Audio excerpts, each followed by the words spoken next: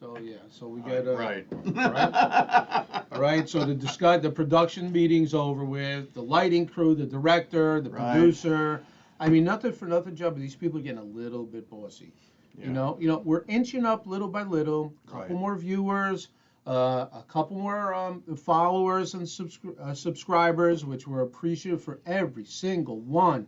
The people that leave comments about how much they love Bones, they love you, they love our topics. I get that. But now all of a sudden everybody's getting a little bossy behind the scenes. I mean, Yeah. I liked when we just walked up here and we just talked. We turned Yeah. this mic. Now we gotta. Right. Everybody has an idea.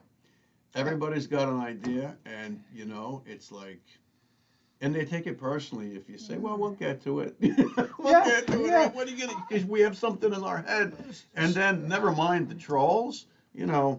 I saw an episode of Joe Rogan talking to Lex Friedman, and Lex Friedman was all like twisted out like a wet towel over the trolls, and Rogan said, "Stop reading the comments." Yes. And Yes. then they went into the whole thing about how the comments are hurtful, and it's like, well, and I've been guilty of that too, so I shouldn't lower myself to a bunch of numbnut assholes who don't even have a channel.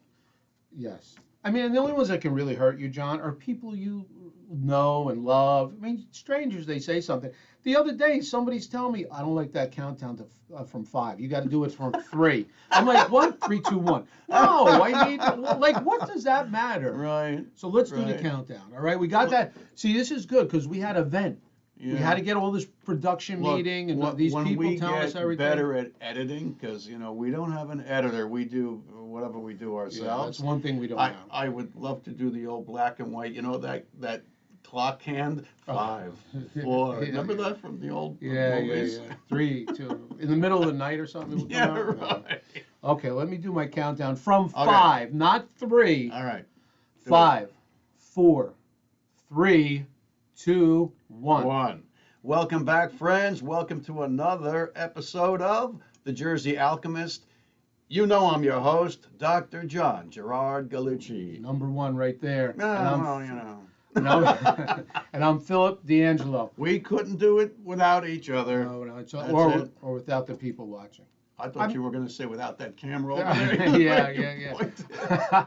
No, without the people out there. I mean, and listen, we could do it without the people out there. We could. But like we said, if we get one more view, one more subscriber, I know. It makes us, it makes a couple old timers feel good. Right. And you know what? For beyond the shits and giggle factor of this, there's a purpose and a point to this podcast, and it's to blow some fucking light up your ass. It's to elevate, educate, and entertain. So there you go. Yeah. What else was I gonna say? I'm trying not to lose my mind today. No, that's right. It was a busy day. How you doing today? So far, so good. I'm good. I'm good. Yeah, it was another. You know what I did last night? Ooh, guilty as charged. What's that? I snacked late. Yeah. Like I should talk. I just want to know what you snacked on, and I'll tell you if I approve. You really want to know? I mean, you brought it up. And in spite of the fact that I drank a gallon of water, I woke up like, I don't know, like one of those dehydrated fish on the jetty down the shore. I was like, what? Yeah. Oh boy. Totally, and my tongue stuck to the roof of my mouth. So potato chips? No. I snacked on. At the supermarket, they sell these prepackaged. It's provolone cheese rolled up in prosciutto di Parma. Well, it's probably not the Parma, but it's some off-brand of prosciutto. And if you go for the salami or the pepperoni or the supersad, they all have nitrates in them. And if you want to look at what nitrates do to your system and your body, it ain't good. Prosciutto, hear me, people. Prosciutto is 2 ingredients, nothing more. It's pork and sea salt. That's it. It's pork and it's cured with sea salt. There are no nitrates in prosciutto. Wow, I didn't know that. Yeah, but there is salt in the cheese, and none of it was organic. And I think each packet comes with, I think, 10 rolls, but that wasn't good enough for me. So I had a pound and a half of freshly cut boar's head Munster cheese. What do you have, a slicer in your kitchen? No, I just had gotten it at the store, right? Wow. And so I took each of those prosciutto and provolone rolls, and I rolled it up in a nice big fat. Wait, you double cheesed? I double cheesed it. Son of I a... double cheesed it. So I had 10 prosciutto over provolone, then wrapped in a nice big fat juicy piece of boar's head Munster cheese. And it went down like wow. And and I went at that like I hadn't eaten in a fucking week. But you had dinner. Of course. I don't usually do this. I know Yeah, better. yeah. I've heard that line before. And then the extra big bottle of water, had to follow it. And, I guess I felt like a beached whale. John, what was the time frame between dinner and the snacking? The end of dinner or the beginning of dinner? Oh, no. The end of dinner. Yeah. Like there was a gap, or was it, 5 hours. All right. So, yeah. So listen, you have to eat something healthy. You have to have healthy food available for you. Otherwise, those gremlins, like, did you go to bed and the gremlins called you? Or, no, I was up uploading videos and practicing editing, because we're still not where we need to be with the editing, but we're getting closer. But I've seen your house. You have a lot of healthy food there, organic. I do. Yeah, so why not grab something healthy? It just, that wouldn't have done the trick. Prosciutto around cheese seemed healthy last night, isn't it? Well, listen, let's put it this way. There are worse things you could have eaten. Now my fucking gut is hanging way over, way over like my belt, way. Wow. Okay. Yeah. So what's the lesson? So I hope you followed up today with a strong nutrition breakfast. I didn't have any breakfast. I had coffee. Okay. All right. And I didn't put cream in it. Okay. All right. Why? Because I finished it, right? Not because it wasn't there. You pointed upside And I down. saw Dr. Gundry, the guy you can't get away from. Hi, I'm Dr. Gundry, one of the foremost cardiac surgeons in the United States. And I went to Yale, and I went there, and I was at Loma Linda. And he's got like all of these trap videos where it's kind of like clickbait.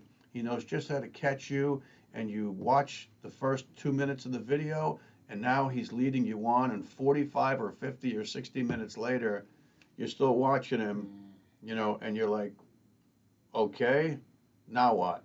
Wow. Now do I have to buy his olive oil? Do I have to buy his product? That kind of thing. Look, I appreciate the guy, but I really should know better not to get caught up in a Dr. Gundry video. I think he's terrific, but I've been caught too many times in that trap. John, yeah, nutrition and for some reason we're foodies. We've always had that in common it's in our for genes. years. It's in our genes. Maybe it's the Italian thing. It is. Food is artwork. Yeah. So we just love to consume. I mean, it's gluttonous. It's a first world problem, but you have to somehow control it. Not that I can. I've struggled with this addiction. I call food an addiction. I struggled with this for a lot of years. Yeah. It's interesting. It reminds me of that whole segment of The Sopranos. Don't ask me what season it was, where Tony and the boys go to Italy to pick up, I think, Furio. They're going to take a member from over there and make him a member of Tony's crew in Jersey. And they go there, remember, to the restaurant, and Paulie's like, what the fuck is wrong with these people? Don't you have any macaroni and meatballs? And they were talking behind his back in Italian, like, this fucking pig. But I wonder whether those people are... They eat different from us. As gluttonous as we. I don't think so. I don't think the Europeans are, I think it's an American thing. We've done an episode on obesity in children and obesity in general. We covered that topic, and I think it's an America problem. We have so much here, that the second we're out of something, we're like, oh, how is that acceptable? Right. What are we gonna do? I don't know. So, what do you want to do? You want to? I think today, as per our pre-production meeting, we're gonna spin the wheel of fate and destiny. So let's do it right now. All right, give it a good whirl, Oh, Phil. come on, I'm ready. Give it a whirl. Here we go.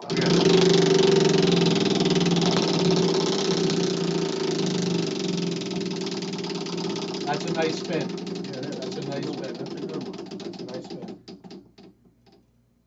Oh, wow. What? Wow. Whoa. I love Wow. the wheel of There you fate go. and destiny. There you go. That is a good one. Betrayal. Betrayal. Wow. Betrayal. Wow. Mm. Wow. I don't know where to start with this word, John. Betrayal. I know where to start. Speaking of Italians and Italian food, Oh, boy.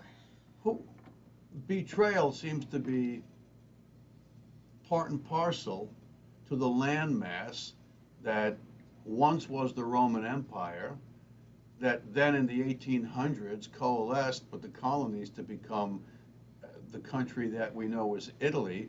I think it's in the genes of Italians to betray one another. You can't, if you're an Italian, you can't betray an Israeli or an Irishman or an African American. You betray your own. And Italians are experts at that. Well, let's look at the Godfather, right? When they Godfather 2, when the Black Hand, right? The Black Hand. I mean, but it was an accurate portrayal. Right. They took advantage of the Italians that were just coming over. Of course They weren't did. going to pick on the Irish, Right. the Jews down the street, No, anybody right. else. No, we'll pick on our own people. So in essence, that's showing you, even for decades, Yeah. hundreds of years, we've been betraying our own. Well, look, let's call a spade Don a spade Fanucci. here. Let's call a spade, and I don't want to hear about no pun intended shit. Who sold Africans into the slave trade? Other Africans. Oh yeah, that's a betrayal. Who takes the desperate Chinese dirt poor people to other lands to enslave them and to pimp them out? Other Chinese people. Betrayal. Yeah, you might say, well, they're organized crime figures in their own right. Yeah. So betrayal, it's nothing new. No. It's been around a long time. Et tu, Brute? Oh, yes. Right. I mean, let's go into a little modern example. I mean, relationship betrayal. Wow. Having nothing to do with the Italian lineage. That's right. I mean, Right. how about, a relationship, whether it's a spouse, boyfriend, girlfriend, a family member, a cousin, a brother, your kids. I mean, that's the betrayal that hurts. Yeah. That's where you feel like that knife is right through the heart. Yeah. I mean, come on. From the back. From the back, yeah, sticking out. You're like, whoa, what's that? From the back. I mean, that's really bad. How about with a business partner? All right, so now you're in bed with a business partner. You sign contracts. You sleep with your business partners? Do I sleep with them? You just said you're in bed with them. Well, in bed as far as doing business together. Well, I misunderstood you. I don't. Yeah, I apologize for that. I should have said that. But yeah, no, I don't sleep with my business partners. I don't even have any business partners. But if I did and they betrayed me, wow. Yeah. I mean, that's where it hits you like a ton of bricks. I had an uncle. Here come the stories, gang. I had an uncle. And think about episodes of betrayal in your life. Maybe it didn't happen to you, but maybe it happened to close family members. One of my uncles had a business venture going, had something to do with a truckload of something that should have gone there, but it went there. Okay? And his immediate business partner betrayed him, which led to a cascade of events, and he died. Mysteriously died. He passed. Wasn't in his sleep. Wow. Right. Wow. That's really consequential betrayal beyond just feeling metaphorically stabbed.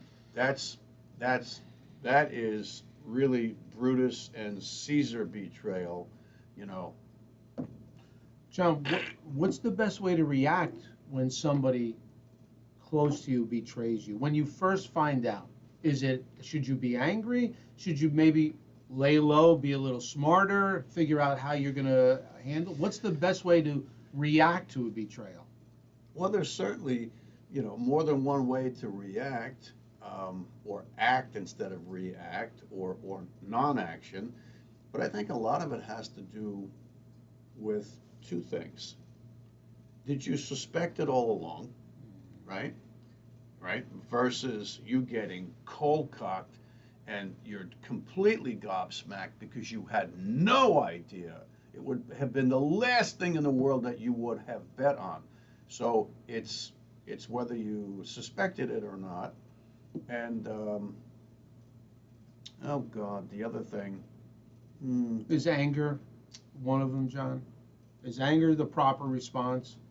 Well, I think that there's reasonable expected anger, and then there's anger that's over the top, that, like, I believe it was Gautama Buddha who said, if you want to, get revenge, if revenge is your game, dig two holes, right? We've said that before. Dig two holes, one for your detractor, one for the person that's attacking you. You can bury him, and then dig the second hole because you'll end up in a grave right next to that person. So, yeah, let me check, see if there was two ways of thinking about revenge. Did you see it coming? And maybe I was going to say, just how consequential was it? And was it, a really close, trusted family member, or was it somebody on the periphery?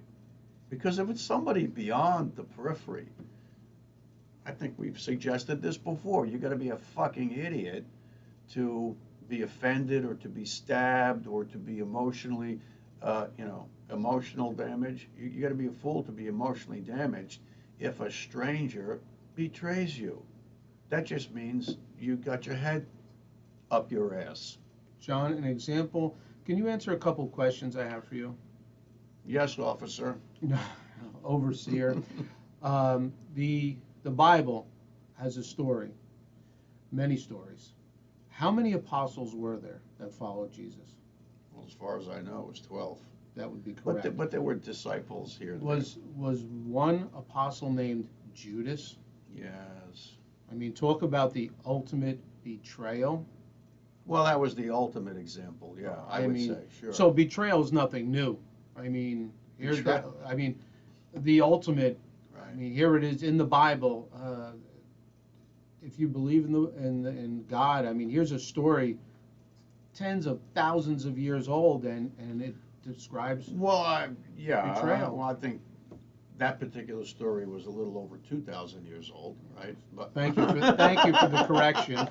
We don't want to, But listen, there are stories of betrayal that go all the way back. I can't recant them offhand right now, but how about John? Was there a character in history called Benedict Arnold? Oh yeah, but a little bit of betrayal there. But here's the interesting part: betrayal. Didn't we have a friend we used to call Benedict, or in high school we used to call somebody Ben? I think, yeah. Yeah. Benedict or was it Arnold? Anybody who moved against us, and it was all from the honeymooners. That's right. Yeah. Benedict Arnold, right. Yeah, but, I mean, look at that story. But betrayal really requires two parties and perspective. Why do I say that? Because when I lived in Montreal, we went to a place called the McCord Museum. And they had these, big battlefield reenactments and stuff, and the placard that you would read all about the battle. And you know who the fucking hero of the day is above the border? Who? B.A. Benedict Arnold. Really? Oh yeah, he betrayed I guess the revolutionaries. Sure. But not the Brits. And let's face it, who's closer to the Queen than the Canadians or the Australians? Probably nobody other than the Brits themselves.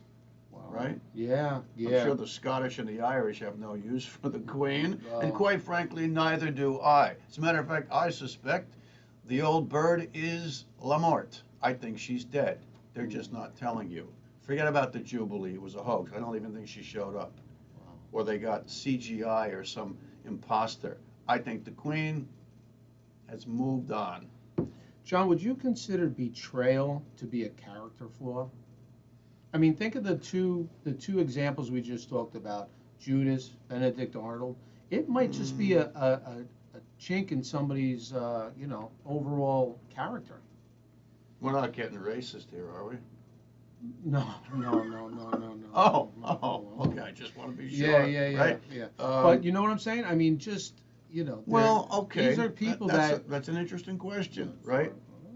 So, character flaw. I would expect a character flaw, and I'm not a psychologist or a psychiatrist, but a character flaw is something that you would expect to repeat itself. So an observer is going to say, hey, that Bobby, that guy, everybody he's around, this is what he does. So he can be expected to act this way. To me, that's a character flaw. It's very difficult, I think, for anybody to really hide a true character flaw. What if you're leveraged? What if you're leveraged? For instance, uh, this is not part of the story, but what if Judas Was a had, gambler and had a gambling debt? well, what if he had a wife and 3 kids and he loved them more than anything and he was one of the apostles and the Pharisees dragged his wife up to the wherever the king was, not the Roman emperor, but like Herod or something like that, or Solomon, dragged him into the stronghold, nucleus core of the Hebrew world back then, Judea, I guess. And what if he was threatened? What if they said to him, if you don't deliver us Jesus of Nazareth, your kids are going to start having accidents one by one, or your wife is going to disappear, or, the guards fancy your wife. That's being leveraged, Yeah, right? yeah. Or, hey, Judas, we saw you with Kathy Ann the other night. We had an artist do a rendition of the position you were in. Yeah, yeah. This goes to your wife and your kids unless you hand Jesus over to us. Now that's bringing more modern day, devices back over 2,000 Sure. years ago. But I bet the human heart is dark, and the darkness of the human heart and the human condition. How could the things that happen today? They're not new. No. I'm sure people got leveraged, back then with all that kind of crap. So they would rather go down in history as the ultimate betrayers instead of flexing their character muscle and staying strong and doing the right thing. I understand that those are great examples, but the people that are great in history and great in our lives, I'm sure are people that have been character tested and have gone through the tough times and still stood close to their. Yeah, I understand that sure. 100%. But I don't think you have to have a character flaw to be fingered or guilty of betraying another. I think it could actually just boop, it just happens. Mm. I don't. Yeah, I think that and maybe some people betray other people, and after the fact they go, what was I thinking? Like it really maybe was a mistake. Probably most times not. Yeah. But I think in the history of betrayal, I think a lot of good people ended up betraying others, and maybe they weren't aware, or most likely they convinced themselves that the betrayal wasn't as formidable or wasn't as bad as it could be if they didn't act that way. Would I you don't would know. would you John? Would you consider I'm going to see if I can connect these two. Would you consider a modern day betrayer, maybe now a new name for him is whistleblower? I mean, you know what I'm saying? Like, now Mm, that whistleblower maybe he's either betraying his office. well, there's the perspective I was talking Yeah, about. yeah, Benedict Arnold's a hero in Canada, yeah. and he's a traitor south of the border of the Border. United States. Wow. Yeah, that's true. I mean, those are great points. I would not want to be known as somebody with a.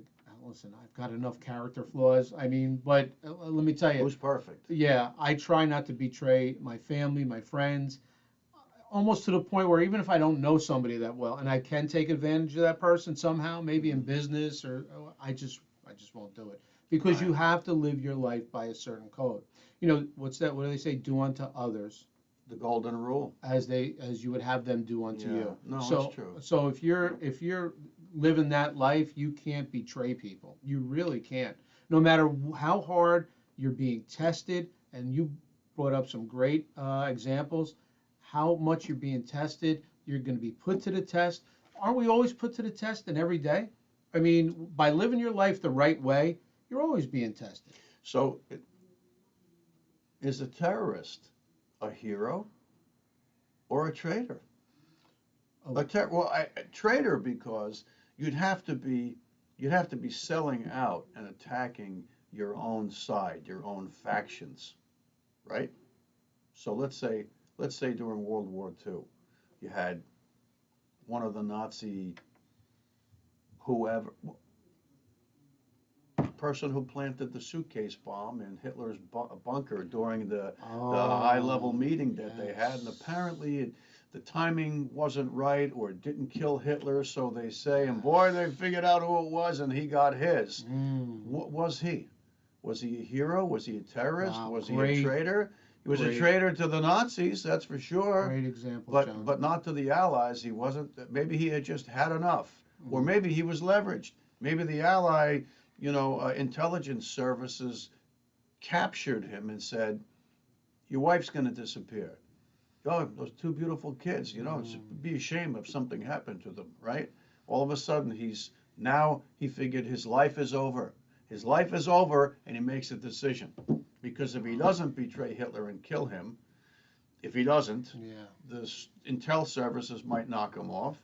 And if he pulls it off and kills Hitler in his top gaggle, maybe he saves the world from Nazism, which is still going on today. But that's a different story. It's a different episode. That was a great example, John. So really, it depends on what side of the fence you're on with betrayal, right? Well, I think betrayal Yeah. is a matter of perspective, right? Interesting. Yes. Now, if we could just squeeze it down, squeeze the grape to that last pure drop, or dumb it down, um, what Mm. is just pure betrayal, where there's no heroism involved, right? That's the key, right? Mm. Maybe the guy that was trying to knock off Hitler, you know, there was a notion of, you know, maybe I'm going to give my life Yo. for the betterment of the world, because the Nazis are, you know, They're bad. they're murderous people who want to start, the new world order. Sure. The new world order is really a Nazi construct. And how do you know? Just look at that fuckhead Klaus Schwab. All right, Mm. so there would have been heroism involved there. And as far as I'm concerned, if any of these motherfuckers today that are perpetrating the New World Order, from the uh, the World Economic Forum to the WHO, the World Health Organization, to the Council on Foreign Relations, and all these bullshit, fabricated, unelected three-letter agencies that are dangling everybody, if somebody pulled the plug on them, I would consider them heroes. Amen. Heroes. Yeah. Yeah, that's why I see Edward Snowden. And if you don't know, Edward Snowden is a fictitious name. There Mm. was a character who basically had the story of Edward Snowden, but apparently that guy that we see on YouTube that's supposed to be in Russia, Apparently that's a fabrication. Whether it is or whether it isn't, that person that was presented as Edward Snowden, the whistleblower, is a hero in my mind. And during the 2016 Republican primary debates, that little weasel, Marco Rubio, stood up there and said, Edward Snowden should hang for treason. No, little Marco with the small hands. Right? No, you're a fucking idiot. And if you tell the world Edward Snowden, who blew the whistle on the intel agencies collecting massive batches of data on every American citizen and on citizens all over the world, you think he should hang? Well, maybe I think that's the fate you deserve. Who are you kidding, you little piece of shit? Don't hold back, John. No, you know what? This podcast is basically my outlet, because for years and years and for decades, as a pediatric surgeon, right, I held my emotions. I was as cold as ice in the OR. I was always empathetic, but outwardly and ostensibly, I had to hold my tongue, hold my reactions. Not so much with the kids and families. I loved them and they loved me. I'm talking about the coworkers, the colleagues that every chance they could betrayed me. Betrayal. No names named. No institutions named. Yeah. Because I worked in a handful of institutions. So don't look at me like, oh, you're talking about so-and-so. No, you don't know who the fuck I'm talking about. How's that? The betrayers know. And that's why. The betrayers know, and they're sitting there snickering and laughing. But you know something? What goes around comes around, and if you live by the sword will get shoved all the way up your ass so that it comes out your mouth. You'll be put on a spit. That's interesting. John, if you had to alchemize this we're going to alchemize this already. This is too much fun. We haven't even scratched the surface of betrayal. I really. Come on, let's give it 10 more minutes. Okay, let's go. I mean, betrayal. I mean, you touched on some great examples there. I mean, and then you brought it, personally, think about work and these people that you trust on, you're all in the same situation. But that might also encompass jealousy. The betrayal, boy. What starts the betrayal first? Why would somebody betray a coworker? Their jealousy is rampant in the workplace. Listen, rampant. And you know what goes along with that whole issue of jealousy at the workplace? It's all based in fear. Yes. And fear is the opposite of love. We said it again, it's not hate, it's fear. So from fear, the spokes of that wheel are like hate, jealousy, anger, trauma, attack, war. It's the hub, the core of the core. You peel the layers of the stinky onion, and the core is always fear. And people at work, I've had direct partner associates that feared me the moment I got to the institution, day one at work. They saw me as their competition, and deep down inside, in the words of Larry Holmes, I don't like how he used this comment, because I think it was really ignorant.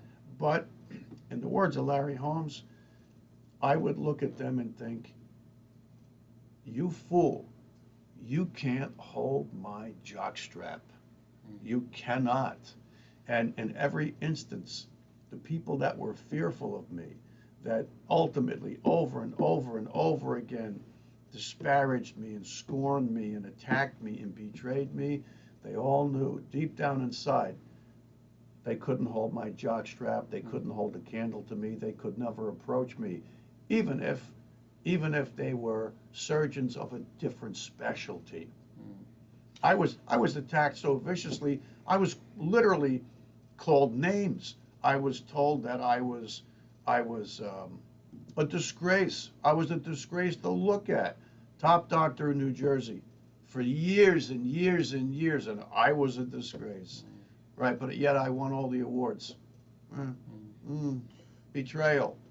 Do you know who Larry Holmes said that about? Yes, I do. Rocky Marciano. He said it to Rocky Marciano's family at some Yeah. boxing award dinner, and I think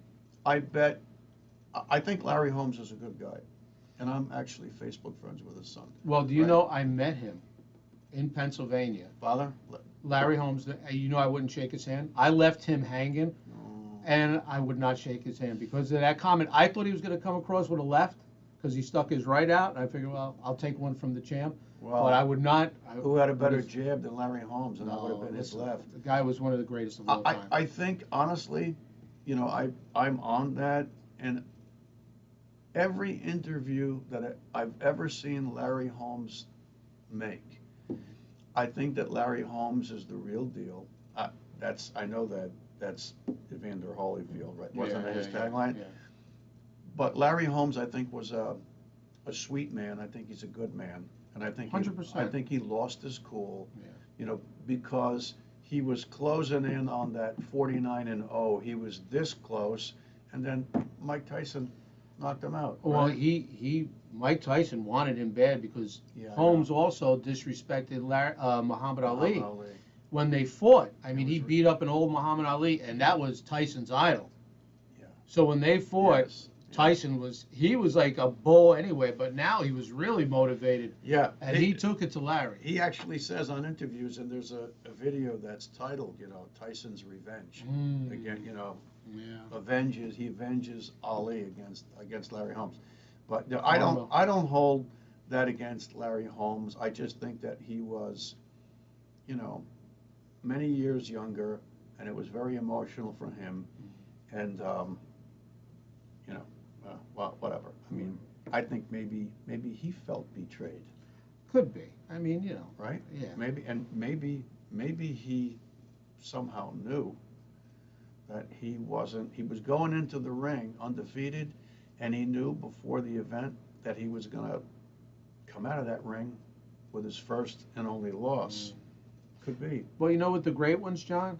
The great ones, they admit when other people are great as well. I mean, think of what kind of a man it would have boosted him to say Rocky Marciano was not only one of the greats, he may have been the greatest. Who cares? Well, I think for the smart fighters and the smart, pundits and the boxing, aficionados, the smart people understand that if you fought everybody that was anybody in your era and you beat them all, okay. I think that there were people who said, well, he blew over a lot of chumps, a lot of jelly donuts, and the big fights. He was, the other people were paid off to take a dive because the mob was involved. Guess what? The mob has always been involved. Quick story. I was working as a pediatric surgeon, and I had a consult on a kid, who had some surgical issue, and I got kind of chummy with his dad, and his dad told me that he was a government agent. I says, really? I says, what I was joking. I says, what's your specialty? What branch? He says, the fight game. And I was like, boing, and I went, seriously? I said, you mean boxing? He said, yeah. He goes, you think boxing was only corrupt in the turn of the century, Sure. the 1920s, Jack Johnson, Jack Dempsey, this one, that one. He goes, it's still that way. He goes, what he said to me? He goes, all of organized professional sports to a degree is fixed. He says, but boxing is just thick with it. And I was like, get the fuck out. I just I didn't suspect, and it always makes me think, if you're going to fix a fight and it fools most of the people, the participants, the combatants, the players, the teams, the hockey teams, the football teams, the baseball teams, the flyweights, the bantamweights, the heavyweights, the super heavyweights, they got to be that good to pull it off and not make it look like it was a fix. There's a great story. I can't remember the boxer who said it. He was an old timer, but he was told to take a dive. Okay, Yeah. and the guy he fought couldn't hurt a butterfly. He said, or couldn't punch his way out of a paper bag. So in the first round, they're going at it. He hits the guy, and the guy was ready to go down. He actually held the guy up, like, oh no, Don't go down. You'll kill me. yeah, because the deal was made. Right. People had a lot of money running on this upset, and he Right. actually held the guy up and danced with him for like the whole round until the Right. round was over, and then he, the phantom punch. I mean, listen, Ali with Sonny Liston. I wasn't gonna let us get out of this. I know it's a rabbit hole on the topic of betrayal, Yeah. but if you watch, what turned me on to the whole Sonny Liston plight was Mark Knopfler. Remember the guy who Sure. was the lead singer Dire for Straits. Dire Straits? Well, he's still out there doing his thing. He wrote a song. He produced a song called "Song for Sonny Liston." Have you ever heard it? No. In the car. Okay. I'll cue it up for you, but listen to it in the car, on your MP3 player, your cell phone. But it really tells the story about how Sonny Liston grew up one of many, many kids on a farm, and I guess his father used to beat the shit out of him. And not long after Sonny was born, the mother took off. So he was left bare and left to deal with this a very physically, emotionally abusive father, and he came up through the streets and he was immediately in trouble. And then he realized that he was big and strong as an ox and fast, and he became the heavyweight champ of the world. But the boxing world shunned him. They didn't want him to be the face of professional boxing. Sure. Because he would rather hang with the hoods. And so who did they pick? They picked, Cassius Clay, right, who could float like a butterfly and sting like a bee and talk like an attorney and talk like a poet. I mean, the guy was amazing. If you watch those two fights, Liston versus, I think it was he was still Cassius Clay, yeah. I think, right?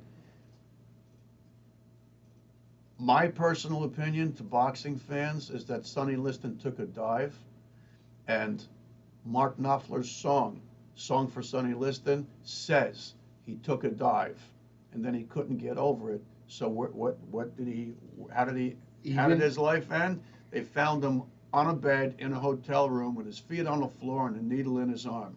They even said in death it was very suspicious how he died. Yeah. They either killed him or he killed himself. I don't know, but given both of them, Sonny Liston was a killer, and Ali was Ali. It was amazing. But I think that if they took the politics out of that first fight, I think Sonny Liston would have knocked Ali's block off. Well, I just do. Strong. I do. John, let's alchemize this episode. I really enjoyed this one. Okay, we went away from Betrayal. We could talk, for 10 episodes on Betrayal. Yeah. And you know what? You better bet your ass that we could name times and dates and places and people and names, but we can't do that. Do I forget? Here comes the alchemy. Betrayal is a break in the trust, right?